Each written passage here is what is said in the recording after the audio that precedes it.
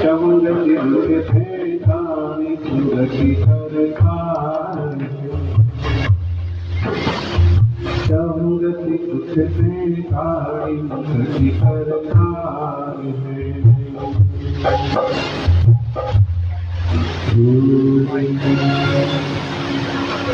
जयकारा ही जोर से करते हैं। आदिम तीर्थेश्वरादि विधाता देवादिदेव ऋषभदेव भगवान की एकदम पूरे हाथ फैला के पूरे मन से वर्तमान जिन शासन नायक वर्धमान महावीर भगवान की आचार्य श्री आदि सागर जी महाराज की आचार्य महावीर कीर्ति महाराज की श्री सम्राट गुरुदेव श्री सन्मति सागर जी महाराज की सर्व परम पूज्य प्राकृताचार्य कल्याण शिरोमणि ने परम पूज्य सुनील सागर जी महाराज की आचार्य वर्णादि सहित यह पुद्गल है इससे संबंध नहीं मेरा यह तन भी मुझसे प्रकट कहा इससे संश्लेष नहीं मेरा एक मोहराज ही इस जग में बहुविध के नाच नचाता है जो पर से निज को पृथक किए उनका जग में क्या नाता है मिथ्या भ्रांति अविज्ञान मुझको इस तन में घेरा है सम्यक विद्या के होते ही मिटता भव भव का फेरा राधिकाओं भी औपाद वे भी जब मुझसे भिन्न कहे कीर्तन गए विश्राम के जल वे तो बिल्कुल ही प्रकट रहे। जयमाला की पंक्तियां बहुत सीधा सच्चा संदेश देते हैं। वर्णादि सहित समय सार वर्णादि से भिन्न आत्मा की चर्चा है। जीवस्य गंधो न विगंधो न विरसो न विभासो न विरूपम न शरीरम न संधानम न संहरणम जीवस्य न त्यागो न विदेश दोषो लेव विद्यते मोह। और ये जो गाथाएं 50-51 नंबर उसका सारांश यहाँ है कि भाई ये जो रंग रूप है ना ये भी तुम्हारा नहीं है।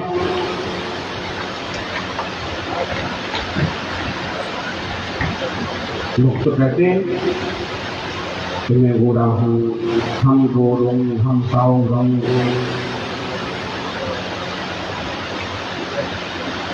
हम बुद्धों हम बाल। अभ्रंश भाषा में परमात्म प्रकाश में ऐसे कहा कि मैं गोरा हूँ मैं काला हूँ मैं बालक हूँ मैं वृद्ध हूँ ऐसा मानते हैं संसारी जन। वास्तव में ये सारा रंग रूप किसका है? उद्गल का है, जड़ की रचना है। जड़ पर जड़ का लेप कर दो तो काला आदमी भी गोरा दिखने लगता है। भाई लो लगाते हैं फेयर एंड लवली क्रीम है ना,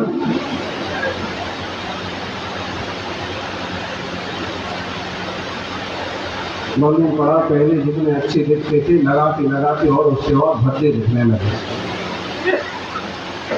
अच्छा होने की बजाय फिर भी जड़ पर जड़ का लेप करें तो सुंदर दिखने लगते हैं। काली भी सफेद दिखने लगते हैं और सफेद भी। और देखिए पुद्गल का परिणाम पुद्गल के ही आश्रय है। कभी कभी सामने लोगों को किसी तरह की एक बीमारी लग जाए त्वचा रोग संबंधी तो एकदम गोरे हो जाते हैं और गोरे लोगों को बीमारी लग जाए तो एकदम काले हो जाते हैं और उसमें एकत्व कर करके लोग दुखी होते रहते हैं। अगर उन्हें ये ध्यान में आ जाए कि सब कुछ जड़ की क्रीड़ा है, ये तो पुद्गल में परिणमन चल रहा है और मैं ज्ञाता दृष्टा तो वही हूँ। जीवन में बड़ी शांति और सुकून आए। फिर वृद्ध हो जाएंगे तो भी क्लेश नहीं होगा, और ताकत रहेगी, जवानी रहेगी तो भी बहुत अहंकार नहीं होगा, क्योंकि पता है ये पर्यायगत देन है। वर्तमान की पर्याय की ऐसी योग्यता है। तो वर्णादि सहज जो पुद्गल है इससे संबंध नहीं है मेरा। ये जो तन है ना ये भी मुझसे अलग है, ये संश्लेष रूप में मिला हुआ जरूर है लेकिन समवाय संबंध नहीं है। देह और जीव भिन्न है, सर्वथा एक होते तो मरने के बाद अलग क्यों होते? जैसे मोह तो ये भी कहता है, मोह तो ये भी कहवा देता है, क्या कहलवा देता है? दो शरीर और एक जान है। हम तो बोले कितने शरीर दो है और जान कितने? एक ही है, दो है। हमारे सामने तो चलो कम से कम तो ये। अरे मोहियों को देखो, आप तो प्रज्ञ जीव हैं। मोहियों का हाल ये है कि माँ समझाए कि बाप समझाए कि छोरी रहने दे, लेकिन छोरी कहेगी नहीं। मम्मी पापा को छोड़ देंगे, लेकिन मोह बोल रहा है। कभी बिगाड़ अगर कुछ हुआ, सामने वाले ने केवल सौदेबाजी के लिए, केवल बाजी के लिए, केवल अपनी शरीर की पूर्ति के लिए अगर दोस्ती बनाई है तो काम निकलते ही झूठी के पत्थर की तरह फेंक देते। फिर इसका बुखार उतरता है कि मेरा मोह था, सामने वाले में कुछ नहीं था, मैं जबरदस्ती लगी थी। फिर छोरे को ख्याल में आता कि मैं जबरदस्ती लगा था, इसमें तो इतना गंदी बाड़ा है, इसमें इतना द्वेष भाव है, इसमें तो इतना बुरा परिणाम है। तो ख्याल में आता है कि मेरा मोह था कि मैं कहता था कि मैं उसके बिना नहीं रह सकता। रह तो रहा ही था उसके पहले, उसके बाद भी रह ही रहा। तो मोह की आंखें खोलने के लिए बताया है कि भाई देह भी आपका नहीं है, कोई दूसरा देहधारी कैसा एक में हो सकता। आप भूमिका के अनुसार गृहस्थी में गए हैं, उसे निभाइए, उसकी मनाही नहीं है, लेकिन ऐसा पागलपन तो नहीं हो जाना चाहिए कि आप दो चीजों को एक ही मान लो।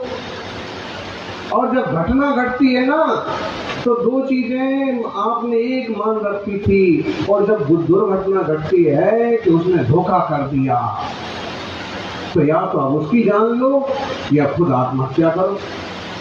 क्लेश इतना गहरा होता है उसमें। और अगर समझदारी है शुरू से कि भाई इस तरह के रिश्ते हैं, संसार में इस तरह की प्रवृत्तियां चलती हैं, यहाँ ऐसा होता है, तो आपको बाद में भी ख्याल रहता। उतार चढ़ाव आते तो भी आप लोग डटे रहते। तो इस बात को हम ध्यान में ले लें कि देह भी आत्मा से एक नहीं है। ये तो मोह राज ने नचा रखा है, और जो पृथक है उसे भी हमने अपना मान लिया कि जग से मेरा क्या नाता। लेकिन इस भ्रांति, इस अविद्या ने मुझको घेर रखा है। ये घर मेरा है, ये जगह मेरी है, ये मंदिर मेरा है, ये जमीन जायदाद मेरी है। भाई जो तुमने खरीदा है वो तो तुम्हारा एक बार मान लो, लेकिन जो तुमने बेच दिया है वो तुम्हारा हो जाएगा।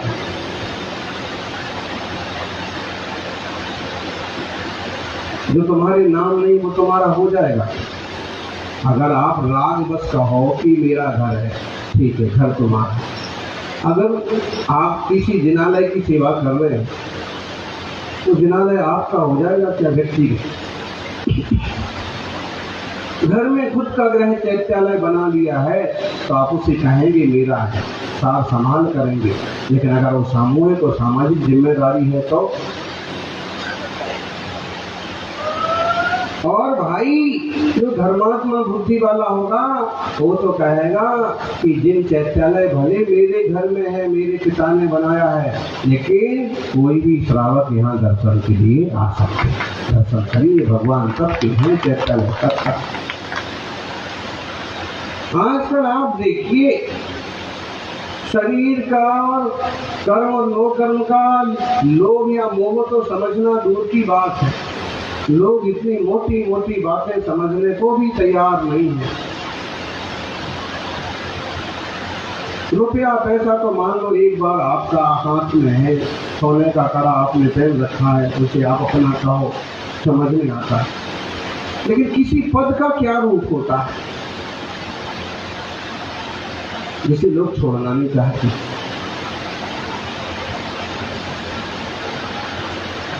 एक जगह की नहीं, बहुत जगह की ये दशा है कि मुझे पद चाहिए और वो छोड़ना नहीं चाहते। ये पद कौन सी आपद है? इसका कोई रूप रंग है क्या? मतलब ये है जो समय सार की 96 नंबर की गाथा में कहा ना, भूताविष्ट और ध्यानाविष्ट।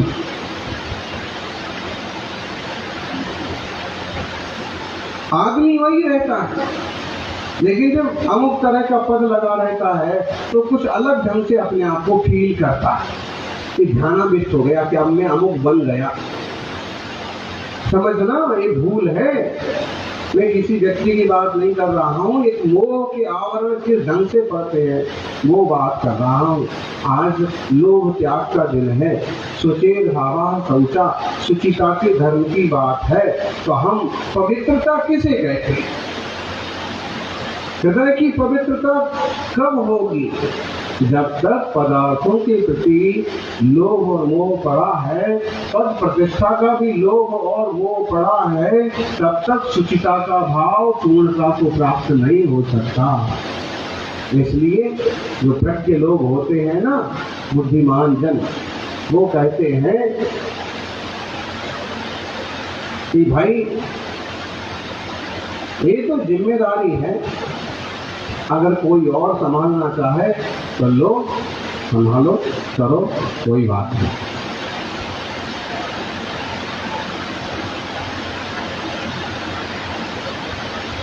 आप देखिए उन राजा महाराजाओं को जिनके बेटे बड़े हुए कि बैराग हुआ और उन्होंने पूरा राजपाट छोड़ दिया। अब मुझे इस उलझन में मत उलझाइए, मुझे आत्म कल्याण करने के लिए जाने दीजिए। कहाँ वो बड़े बड़े चक्रवर्ती सम्राट की बड़ा वैभव छोड़ के 6 खंड किसे बोलते हैं? तुम्हारे घर में तो 6 खंड का टिफिन भी नहीं होगा। आप कहोगे महाराज ऐसा मत कहो, हमारे यहाँ सब कुछ है। आप कहो तो हम सोने का बनवा देंगे। बात ये नहीं हो रही। बात ये है कि इतना बड़ा वैभव छोड़ने के लिए कौन सा भाव पैदा हुआ हृदय में? कुछ भी मेरा नहीं है। पूर्ण शुद्ध स्वरूप हम, सुचिता मेरा गुण है। लोभ एक तरह का मेल और कसाय है। इस लोभ कसाय में जो जो पड़े वो डूबे ही डूबे, करे कोई नहीं। और जिनने इसको छोड़ा, प्रभु आदिश्वर ने सब कुछ छोड़ा। योग्य पुत्र थे, उन्हें सौंप दिया, भरत को सौंप दिया, भारत देश का नाम पड़ गया। लेकिन सारा स्वामित्व छोड़ करके अपने में तन्मय हो गए और इस संसार का जंजाल छोड़ के, 6 खंड का राज छोड़ के वो राज पाया जिसे कोई कभी लूट नहीं सकता। इस संसार का राजा का पद, चक्रवर्ती का पद, महामंडलेश्वर का पद, प्रधान थे वो उस समय सबसे बड़े, और वो सब छोड़ के उनने वो पद पाया कि जिस पद से उतरने की अब कोई जरूरत नहीं पड़ती। इन श्रावक कब प्रबुद्ध होंगे कि जब वो ये जानने लग जाए और ऐसे विवेकवान हो जाए।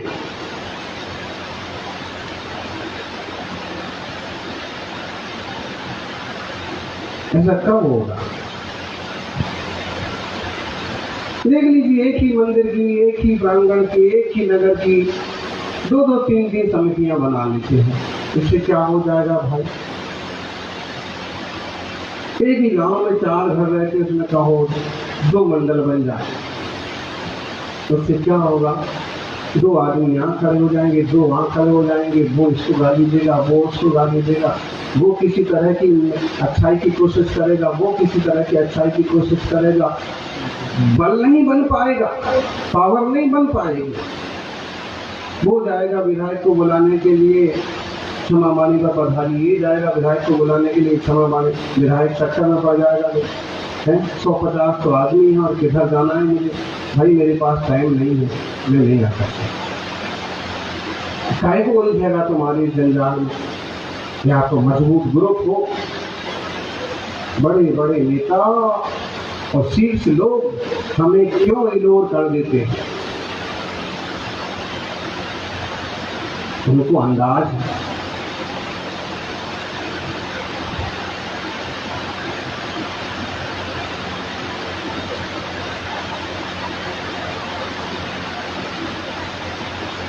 एक तो संख्या बल, उसमें भी फाटे टुकड़े। ये बहुत बहुत खेद की बात है। हम वैसे प्रज्ञ बने जैसे हमारे प्रभु रहे हैं, जैसे मुनिराज रहे हैं। क्या कमी थी श्री राम के जीवन में? सब कुछ छोड़ करके सबके मार्ग पर क्यों गए थे? बाहुबली ने तो जीत लिया था ना 6 खंड, फिर क्यों छोड़ दिया? उनने तो नहीं कहा कि अब मैं जीत गया तो मैं ही करूंगा राज। नहीं, विवेक जागा, पहले ही जाग रहा था और स्फुट हो गया कि भाई तू ही राज कर। मुझे तो ऐसे राज में ही नहीं रहना जिसमें राज के पीछे बड़ा भाई का अपमान करना पड़े, जिसमें बड़े भाई को मजबूरी में चक्र चलाना पड़े। मैं तो यही हमारा मार्ग है, जैन धर्म का जैनी साधकों श्रावकों। वो श्रावक क्यों समझ?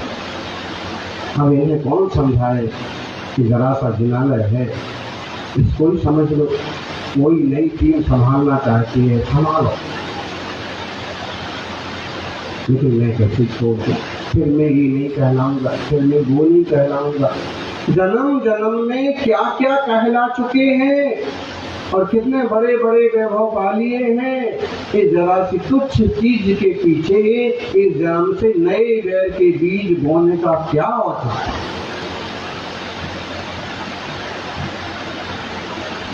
लोग की बात कर रहा हूं। सर्वार्थ सिद्धि में आचार्य पूज्यपाद स्वामी ने लोभ को विभिन्न भागों में बांटा। उन्होंने कहा कि जीवन का लोभ, लोग चाहते हैं कैसे भी करके जीते रहें। डॉक्टर भले तू करोड़ रुपए ले ले, लेकिन मेरा कुछ नहीं बिगड़ना चाहिए। कोरोना में तो आपने देखा ना, तो जरा सा इंजेक्शन भी, माने पानी भी बह करके और किसी ने कह दिया 1 लाख रुपए का इंजेक्शन है और इससे ठीक हो सकते हैं, गारंटी नहीं। वो पानी भी 1 लाख रुपए में लगवाने को तैयार रहे। मतलब जीवन का लोभ। प्रभु कहते हैं कि जीवन का भी क्या लोभ करते हो? आयुष्य जितना है उसमें से कोई निकाल तो सकता है नहीं। मार्ग को समझो और धर्म ध्यान में लगो। लग रहा है कि जीवन जाएगा, लेखना समाधि का इतना बढ़िया अस्त्र तो दे दिया कि जाए इसके पहले धक्का देकर के खुद ही इसे रवाना करो और तुम अच्छी पर्याय में चले जाओ। ये पर्याय में पहुंचो। लेकिन इतनी हिम्मत और इतनी समझ, हम तो भौतिकवादी बन गए। शरीर के आगे का कुछ सोचते नहीं है, पद प्रतिष्ठा से आगे का सूझता नहीं है। फिर तो पद प्रतिष्ठा की बात हो तो मुनिराज का आदेश क्या चीज है? साक्षात अरहंत तो कराएं, या तो पुलिस के डंडे से समझेंगे या किसी गुंडे की धमकी से समझेंगे। इतनी निचली बुद्धि हो गई हमारी। गुरु से नहीं समझेंगे, लेकिन जो गुरु से नहीं समझेंगे वो किससे समझेंगे? या तो आस्था की कमी है, या आपको दूसरे तरह का लोभ है। श्रावक जनों, इस तरह का कोई उपक्रम मत करिए जिससे श्रेष्ठ श्रावक की प्रतिष्ठा पर धब्बा लगता है। कि जैनी भी ऐसे होते हैं, श्रावकों के भी केस कोर्ट में आते हैं। हमने तो सुना था कि जैनी, आपको याद हो कुछ वर्षों पहले ऑनरेडी मजिस्ट्रेट हुआ करते थे। क्या बोलते थे? मजिस्ट्रेट। मध्यस्थ तो ठीक है, अमुक गांव में अमुक शहर में, और उसको मजिस्ट्रेट न्यायाधीश बना दिया। सरपंच नहीं, अंग्रेजों के जमाने में भी हुआ करते थे। ऑनरेडी मजिस्ट्रेट का मतलब है सरपंच मुखिया टाइप का बोल सकते हैं, एक ऐसा आदमी जो जनता का न्याय कर सकता है मुफ्त में। वो सरकार से भी कुछ नहीं लेता है और जनता से भी कुछ नहीं। और आप अगर इतिहास पढ़ेंगे तो कई ऐसे नाम मिलते हैं जिसमें जैनों के नाम आते हैं। साधु शांति प्रसाद के पिताजी दुर्गमंडल राज जैन, वो भी ऑलरेडी मजिस्ट्रेट टाइप से कुछ थे। मतलब है कि हमसे लोग न्याय करवाते थे। पूरे गांव में एक ही जैन परिवार होगा, कहो वही वहां ऑनरेडी मजिस्ट्रेट होगा, वो न्याय करेगा जनता का, कि कहीं कोई खामी आए। हम अनेकांतवादी हैं, हर बात को समझते हैं। हम वेद विज्ञानवादी हैं, देह और आत्मा की भिन्नता को समझते हैं। हम 10 धर्मों का पालन करने वाले हैं और लोभ कसाय, क्रोध मान माया लोभ आदि कसाय से अपने भिन्न स्वरूप को जानते समझते। इसलिए हमारा आचार विचार इतना उत्कृष्ट रहा कि आम जनता तो छोड़ो, अंग्रेजी और मुसलमान शासकों ने भी एक तरह का भरोसा किया। आज इस तरह की छुटभैयेपन की बातें नहीं होना चाहिए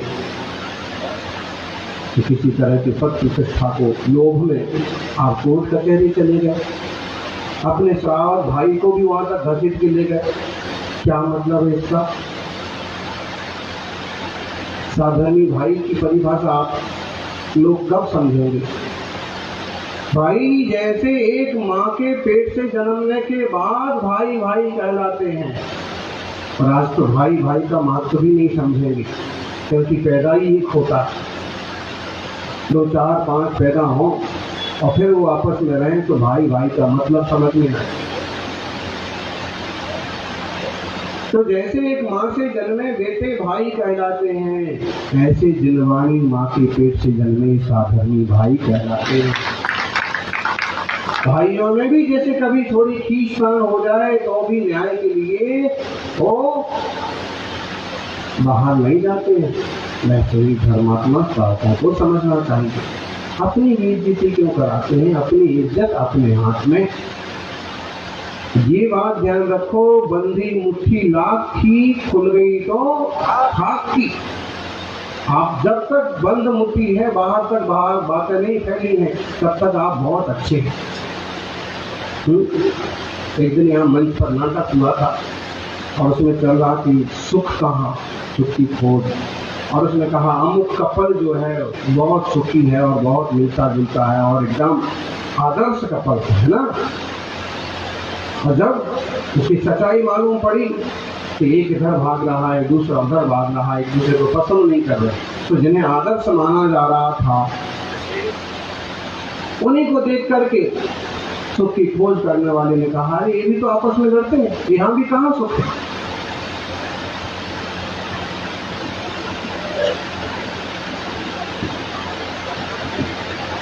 बताइए, जब 2-4 श्रावक आपस में टकरा जाएंगे तो सुख शांति आनंद रहेगा? तो मंदिर में भी मिल जाएंगे ना, तो प्रभु पर कम ध्यान देंगे, एक दूसरे को ज्यादा आंखें करी रहेगा, धर्म ध्यान छूट जाएगा। सहजानंद वर्णी ने लिखा है कि भाई जीवन में क्लेश को निमंत्रण देना है तो किसी मंदिर की मुखिया बन जाओ, किसी समाज के मुखिया बन जाओ, किसी जगह के प्रधान बन जाओ, तो तुम्हें बिना खर्च के संकलेश मिल जाएंगे। लेकिन पता नहीं क्या आनंद आता है। ये आनंद आता है अगर कोई भी नेता मंत्री निकले और कोई उसका स्वागत ना करे, कोई उसका जयकारा ना करे, कोई उसको तवज्जो ना दे, बताओ वो कब तक नेता मंत्री के पद पर रहना चाहेगा? जैसे बोले मोदी, हम अपने देश में भी बहुत सारे नेता हैं, मंत्री भी हैं, केंद्र में भी हैं, इसमें भी है, और वो आए और किसी तरह से कोई तवज्जो न मिले, गांव में, शहर में, मंच पर, वो मंत्री रहना चाहेगा? नहीं रहना चाहेगा। बल मिलता है, जनता से ऊर्जा मिलती है। मुनिराज की बात अलग है, मुनिराज को जय बोलो तो कोई फर्क नहीं पड़ रहा है, जंगल में बैठे हैं तो कोई फर्क नहीं पड़ रहा है, उन्हें इस चीज की बराबर समझ हो गई है कि जय जो है ना, ये मेरी नहीं हो रही है, दिगंबर मुनिराज की हो रही है, परमेश्वर की हो रही है। और ये नेता को समझ में आ जाए ना कि जय मेरी नहीं हो रही है, मेरे हाथ में जो गृह मंत्रालय है ना, मेरे हाथ में जो कानून मंत्रालय है ना, उस कारण से मेरी जय हो रही है, कीमत उसकी हो रही है, मेरी नहीं हो रही है। तो जब ये मालूम पड़ जाए कि मेरी कीमत नहीं हो रही है, तो आदमी पदों से चिपकना छोड़ दे, या तो इस लायक बन जाइए कि पद ना रहे तो भी लोग वैल्यू करें, तो बात बनती है कि काका जी आए और सब जने खड़े हो जाए, उन्हें पूछने लग जाए, उनकी बात करने लग जाए। या तो जीवन ऐसा बनाइए, या फिर कहीं पर आप पद पर विराजमान हैं तो भी ऐसी छवि बनाइए कि हमने इन्हें यहाँ पर आग्रह पूर्वक रख रखा है, इनका कोई लालच नहीं है। ये तो आज भी तैयार है कि भाई और कोई छोरा तैयार है, लो पकड़ो, करो, संभालो। लोग मिलेंगे आपको ऐसे लोग आज भी मिलेंगे कि अगर कोई सक्षम टीम आगे आ रही है तो करो बेटा, हम तो है ही, हम कहीं नहीं जा रहे हैं, तुम लोग करो। लेकिन वो कब भाव आएगा जब हम उत्तम सुचिता के भाव को समझेंगे, सुचेत भाव आती है। एक बात ध्यान रखो, जिन शासन की प्रभावना होना चाहिए, इतना धर्म का जय जयकार होना चाहिए, भले आगे झंडा लेके कोई भी चले, हम भी हो सकते हैं, तुम भी हो सकते हो, हमको वर्षों हो गए, अब तुम करके देखो कुछ स्पेशल होता है क्या। ऐसी भावनाएं पैदा हो जाए ना, तो इस दिन धर्म का जय जयकार हमें देश में लगेगी। शक्ति का दुरुपयोग हो जाता है, वो आपस में शक्ति खर्च हो जाती है, और उसको जो प्रभावना में या किसी और चीज में खर्च होना चाहिए था, वो नहीं हो पाता है। हम इस सुचिता के पर्व पर, निर्लोभता के दिन, इस तरह के लोभ से बचने की कोशिश करें। हम तो यहाँ तक कहते हैं कि घर में भी अगर बंटवारा होता है ना, छोटे भाई को ज्यादा मिल गया, बड़े भाई को कम मिल गया, उनकी बीवियों को भी चाहिए कि वो भी इतनी समझ रखें कि समझा लें, कोई बात नहीं, छोटे भाई को तो ज्यादा मिला ना, तुम्हारा प्यारा भाई रहा, पहले कितना प्यार करते थे, अब उसको ज्यादा मिल गया, पहले तो तुम अपना खाने का हिस्सा तक उसको देते थे, अब क्या हो गए? बोले अब जो है मार्केट की दुकान की बात है, मैं नहीं छोड़ सकता। अब चाहिए कि उन्हें कोई समझाए, और भरिए मत कि छोटे को ज्यादा कैसे मिल सकता है। अगर छोटे को कुछ ज्यादा मिल गया, बड़े को कुछ कम मिल गया, बड़े को कुछ ज्यादा, आपस में इस ढंग से हैंडल कर लिया जाए कि बाहर बात ही ना जाए, उल्टा कोर्ट कचहरी और चले गए, भाई सलाह देने वाली भी और ऐसे मिल गए, उस चक्कर में वो दुकान भी बिक गई, वो जगह भी बिक गई, वो भाई भी कंगाल हो गया, ये भाई भी कंगाल हो गया। कंगाल ना भी हो तो इतना क्लेश का कंगाल, इतना वैर का बढ़ गया, इतनी रिश्तों की कंगालियत हो गई कि एक दूसरे को देखना भी पसंद नहीं करते। ऐसा नहीं माना, हम उन बुद्धिमान लोगों में से कि हम लोग छोड़ सकते हैं। हमें सिखाया जाता है कि उत्तम शौच नाम का एक धर्म है, और सुचिता का नाम ही पवित्रता है, यानी पवित्रता के इस मार्ग पर बढ़िएगा। ऐसे कहते ना, इकट्ठे कर लो चाहे कितने हीरे और मोती, पर ध्यान रखना कफन में जेब नहीं होती। कफन में ये किसी के नहीं होते। तो सिकंदर का उदाहरण ढेरों उदाहरण, अगर हम इन कहानियों पर आ जाए तो ढेरों कहानियां हैं। बोले रावण का भी अहंकार नहीं रहा, तुम्हारा प्यारा है। रावण की भी सोने की लंका ना रही, तुम्हारी क्या रहेगी। समझने के लिए बहुत अच्छे उदाहरण, लेकिन हम समझने को तैयार हो तो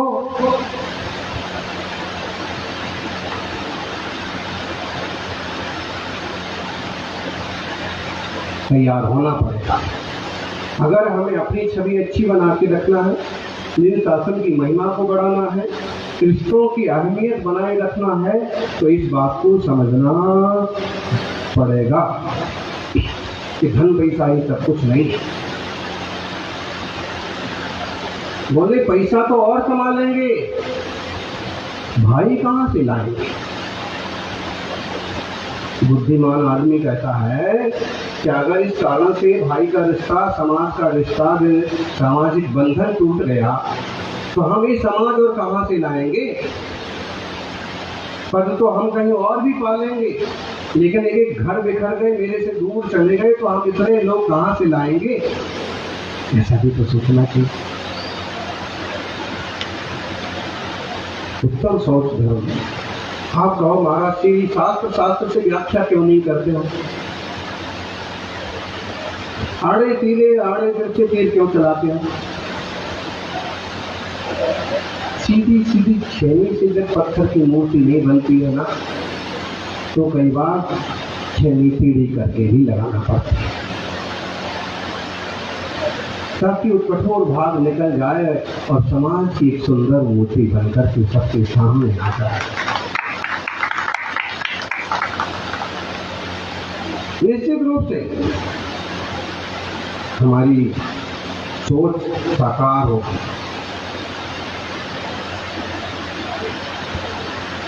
ये तो पक्का है कि जो कुछ सोचते हैं वो लगभग थोड़ा टाइम लग सकता है, लेकिन वैसा होके रहता है। और जो हमारी सोच है कि जैनियों को कोर्ट तक नहीं जाना चाहिए, घर घर के किस्से कोर्ट कचहरी नहीं ले जाना चाहिए, जहां तक शब्द पहुंचेंगे, जो इन शब्दों को सुनेंगे, कुछ ना कुछ परिवर्तन जरूर आए। लोग हमसे न्याय मांगते थे, आज हम भिखारी बने। कुर्सी पर कौन बैठा है और उसके सामने नीलाट कर रहे हैं, उसके सामने सर कर रहे हैं, उसके सामने। इससे ज्यादा और नीचापन और क्या होगा। हमारा गौरव मर गया है। हमें अपने पर गौरव नहीं, पद का नहीं, हम पद नहीं छोड़ सकते, इसमें हमारी बेइज्जती होती है। और भाई अमुक जाति का वकील कर लिया, उसके साथ बैठ करके चाय पीना पड़ रही है, उसको सारी बातें बताना पड़ रही है, अपने भाई की ही निंदा उससे करना पड़ रही है, उचित है। कुर्सी पर कौन बैठा है जज साहब, उसे नीचे खड़े हैं, सर करके हाथ जोड़ करके चापलूसी करके, और इससे गौरव तो नहीं होता है। अपने गौरव की रक्षा करना है तो दुनियादारी के जितने प्रपंच से बच सकते हैं तो बचो, उससे आपके गौरव की रक्षा होगी, आपकी समाज की गौरव की रक्षा होगी।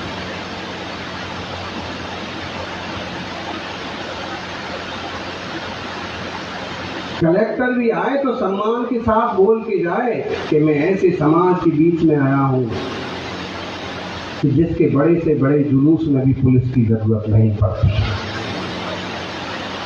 जिसके हजारों घरों की संख्या होने के बाद भी थाने में एक भी केस नहीं, जिसमें सैकड़ों श्रावक होने के बाद भी आपस में कोई दुर्घटना नहीं है। ऐसे समाज के बीच में आकर के मैं फख्र महसूस कर रहा हूं। नेताओं के मुंह से ऐसा निकलना चाहिए, और हम इस तरह के रहे हैं। बस हमें अपनी पुरानी वो याददाश्त जो हमारी खो गई है ना, याददाश्त वापस आने की जरूरत है।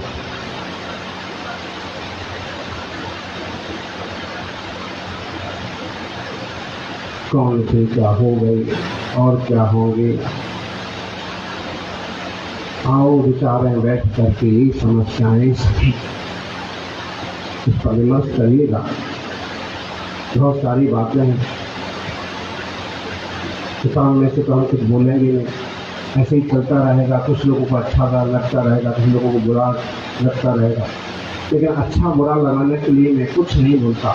मैं तो सिर्फ इसलिए बोलता हूँ, बोलना भी खुदगल का शब्द है, मैं तो ज्ञाता दृष्टा हूँ। सिर्फ इसलिए कि अगर आप सबों में ऐसी बहुत सारी अच्छाइयाँ पैदा हो जाएं, तो जैन समाज का स्वर्ण इतिहास वापिस आ जाएगा। ऐसे तो हम इतने चतुर हैं और इतने लोभी हैं कि भगवान को भी उल्लू बना दें, मुनिराज को भी कुछ नहीं समझे। जब हम अपने लोभ पर या अपने मान पर या अपने क्रोध पर आ जाए ना, तो गुरु जी के सामने से भी हाथ बांध करके निकल जाएंगे, महाराज जी क्या चीज है, बहुत देखे हमने। लेकिन ध्यान रखना, ये तुम्हारे ऐसे हाथ बांधना प्रतीक है कि कहीं ना कहीं तुम बंधन में पड़े हो, पड़ोगे। सबसे पहले तो कसाय का बंधन सबसे बुरा बंधन। जैसे हम अच्छा समझ रहे हैं ना, हम डटे हुए हैं, उस कसाय का बंधन सबसे बुरा बंधन, निष्कसायता का बंधन सबसे अच्छा। श्रीमद राजचंद्र जी का वो प्रसंग हमको बहुत अच्छा लगता है। व्यापार लाइन में जब उठे, हीरे मोती का व्यापार किया, सामने वाले से लेखा जोखा हो गया, पत्र लिख गया कि इतना माल तो स्थिति तक मुझे देगा, और उस माल का भाव इतना बढ़ गया कि उतनी कीमत में वो माल दे ही नहीं सकता।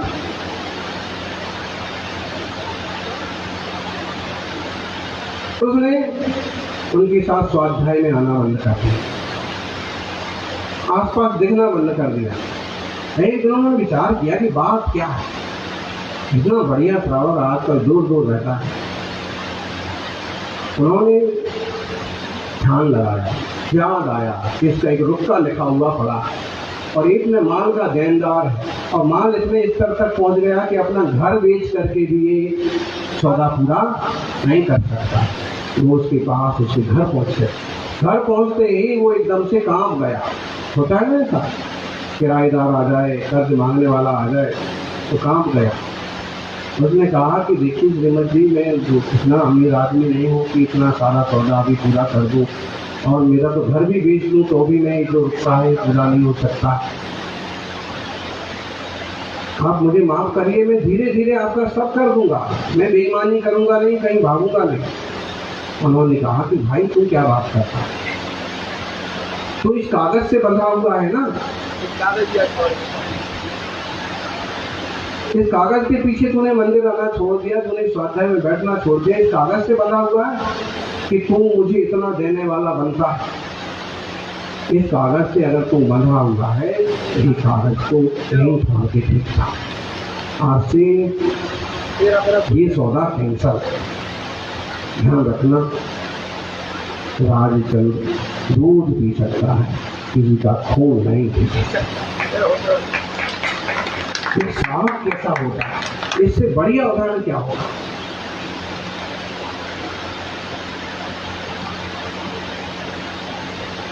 सही